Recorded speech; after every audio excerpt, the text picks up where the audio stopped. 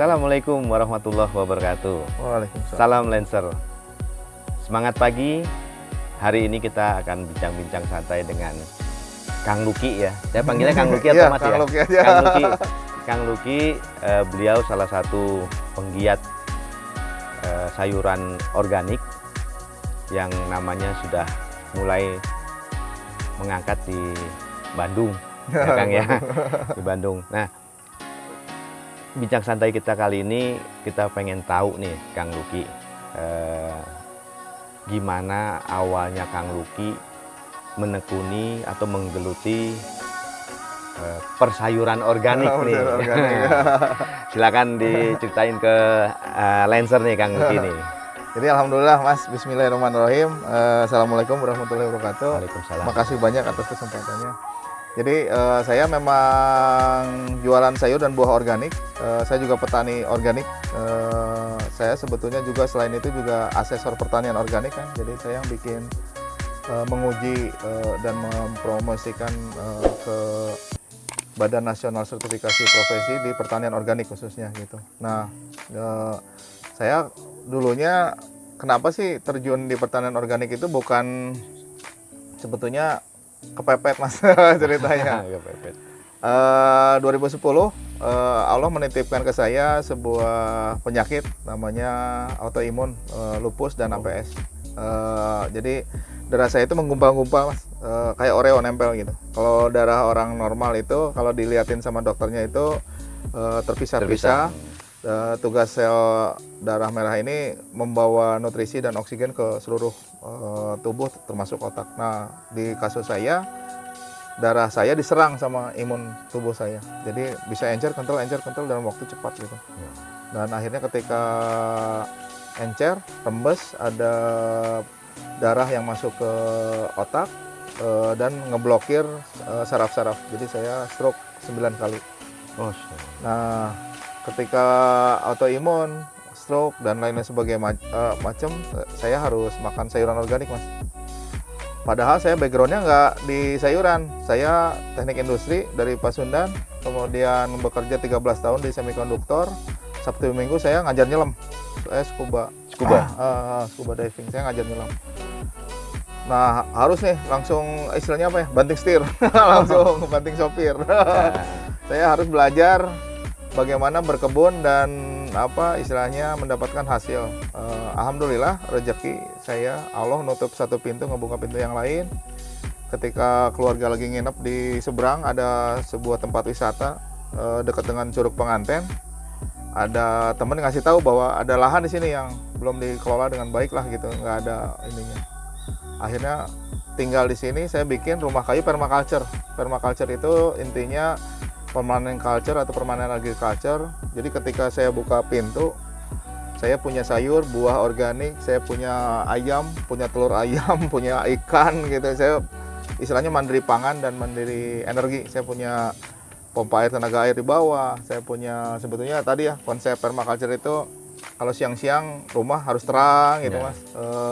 Angin masuk gitu Mas. Jadi berawal dari sesuatu yang dititipkan Allah, sehingga berusaha untuk membuat satu gebrakan atau gerakan yang bisa meminimais pengeluaran intinya ya, Kang ya. Jadi Lancer, ini menarik sekali. Jangan kita putus asa dengan keadaan. Kang Luki setelah divonis lupus atau autoimun, beliau berusaha untuk bangkit dan membuat satu tempat atau hunian rumah kayu permaculture itu yang ada di Bandung Barat ya, Bandung Barat ya, di Bandung Barat. Nah, nanti kita lihat apa aja isinya rumah permaculture ini. Lancer bisa lihat, bahkan bisa menjadi inspirasi untuk dibuat juga di tempat di mana Lancer berada. Oke, pertanyaan berikut. Kang Luki, itu tadi bilang pernah atau cerita pernah menjadi instruktur senam. Selam. Selam, sorry. Instruktur selam. Jadi sekarang banting setir jadi petani itu masa transisinya lama nggak atau ada sedikit apa ya kayak penolakan atau apa gitu, bisa diceritakan Kang? Ya pasti ya Mas ya. Orang biasa dapat kerjaan baik gitu ya, terus kondisi fisik normal dulunya gitu. Naik sepeda juga. Di sini belum booming sepeda, saya dulu udah seneng sepeda dari zaman dulu gitu. Naik sepeda udah jauh-jauh lah, belasan kilometer gitu ya. Nah, terus berenang juga udah. Anak saya umur 6 tahun sama 7 tahun waktu masih kecil itu kami nyebrang pulau Pak Lepoh ke Bintan, itu berenang. Tiba-tiba brek nggak bisa apa-apa Mas. Jadi sempat ada apa ya istilahnya apa ya? Serangan. Depresi lah, Oh. depresi. Sempat ada depresi lah. Pada saat berenang menyeberang itu? Oh enggak. Maksudnya olahraga kami itu menyeberang pulau berenang. Oh. Saya naik gunungnya itu lari. Jadi benar-benar olahraga yang fisik olahraga gitu yang ya? fisik yang buat saya itu biasa gitu ya. Gitu. Saya senang naik gunung gitu ya. Kalau ke Ciremai itu saya sendirian Mas, naik Gunung Ciremai, naik Gunung Gede itu saya sendirian gitu. Jadi apa istilahnya udah senang gitu. Tiba-tiba 2010 itu nggak bisa apa-apa Mas. Nyetir nggak bisa karena sebelah kiri ada masalah lah dengan ya tadi kalau stroke itu kan nggak bisa bergerak dengan baik gitu.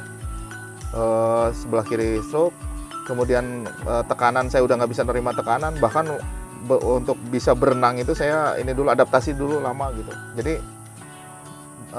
dive master yang nggak bisa berenang, nggak bisa nyelam itu saya tiba-tiba gitu kan, jadi apa ya, shock ya, apa ya, ya shock dulu lah, stres, depresi. Itu sebenarnya saya sering cerita ke saudara saya, kalau penyakit fisik itu kan kelihatan ya Mas, walaupun autoimun, lupus, APS, stroke itu bisa ini obatnya ini gitu. Yeah. Kalau darah lagi encer ini. Tapi kalau depresi itu nggak kelihatan Mas, susah gitu. Depresi itu murung, pokoknya gitulah, nggak bergairah hidup gitu. Itu yang lebih susah gitu. Itu lama Mas. Ibaratnya dari 2010 sampai sekarang pun kalau dibilang sembuh ya belum ya gitu, belum. Tapi pelan-pelan recovery gitu, pelan-pelan recovery. 2016 saya udah dibilang dokter Tamrin nggak bisa punya anak gitu. Tapi saya punya bayi sekarang 15. Alhamdulillah. 1,5 tahun gitu kan. Yang kata Allah bisa mah bisa Mas gitu. Ya. Jadi Lencer, satu lagi pengalaman atau info dari Kang Luki bahwa tidak ada yang tidak mungkin. Kalau Allah berkehendak, insya Allah akan bisa dilakukan sepanjang kita berikhtiar ya Kang ya. Iya. Jadi Kang Luki ini proses membangun atau bangkit lagi dari depresi itu cukup lama. Tapi sekarang kita sudah bisa melihat beliau tidak kelihatan kan kalau pernah ada serangan, bahkan serangan stroke sampai 9 kali. Dari sisi fisiknya aja kelihatan sehat dan tidak ada tanda-tanda orang yang pernah kena stroke.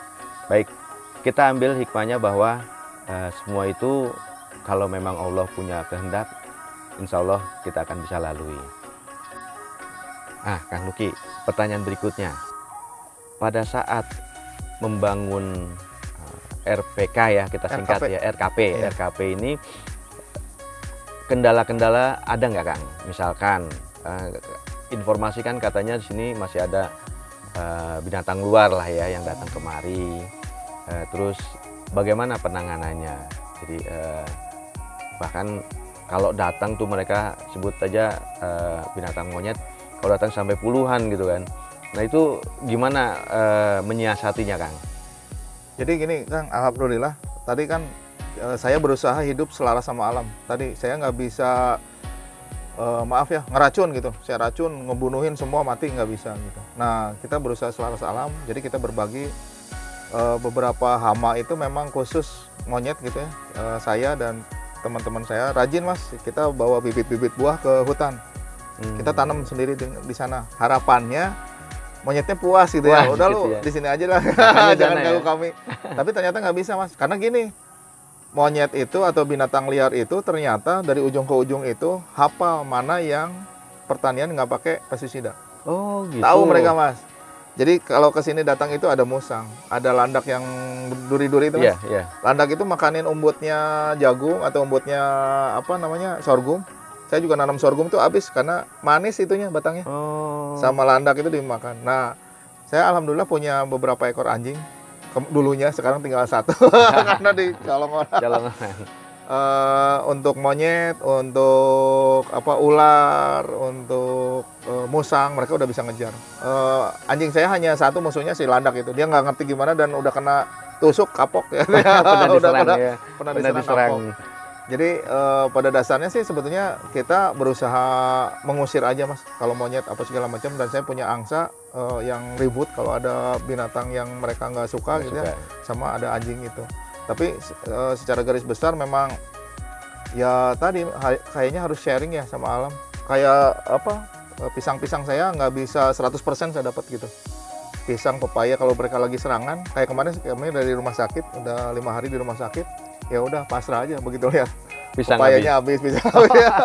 Kadang-kadang kayak gitu. Tapi itu sebetulnya poin besar buat kami juga, kami menunjukkan bahwa kami tuh nggak pakai chemical yang berbahaya, Mas, karena binatang aja nggak mau gitu. iya gitu. Luar biasa. Lancer, binatang aja tahu mana yang sehat apa yang enggak. Masa kita masih tetap mau hajar aja yang pakai pestisida. Nah, mulai sekarang kita bisa mencoba hidup sehat dengan mengkonsumsi sayur-sayuran yang non pestisida atau organik. Nah, itu pesan khusus untuk supaya kita bisa hidup sehat. Ya, jadi bisa dilihat dari binatang monyet di sini yang sering suka menyerang, itu mereka sudah dikasih atau ditanamin sama Kang Luki tanaman buah-buahan di dekat hutan. Di dekat hutan mereka tetap mencarinya ke sini. Nah, jadi sudah terbukti bahwa sayuran organik Kang Luki ini sehat tanpa pestisida dan kedepannya itu bisa mengurangi resiko kanker ya Kang ya. Iya. Jadi pestisida itu sangat bahaya untuk jangka panjang. Jadi kalau teknik di kami ada beberapa teknik untuk mengelola sampah gitu ya, mengelola kompos. Kita tadi udah tunjukin yang mengelola kompos gede, Mas, dari sanitasi lahan, hanya ditumpuk-tumpuk, kemudian layer by layer dikasih kotoran hewan. Nitrat itu bahasa pabriknya urea, Mas. Oh. Naik ke atas, tuh makanya daunnya segar-segar. Jadi Segar-segar kita ya. panen itu bisa dari sini, Mas. Nah, ini kembang telang, minuman kembang telang dari bunga Bunga telang. telang. Ya. Sampah di ininya tuh, ini juga ada magotnya. Ada magotnya juga, ada cacingnya juga.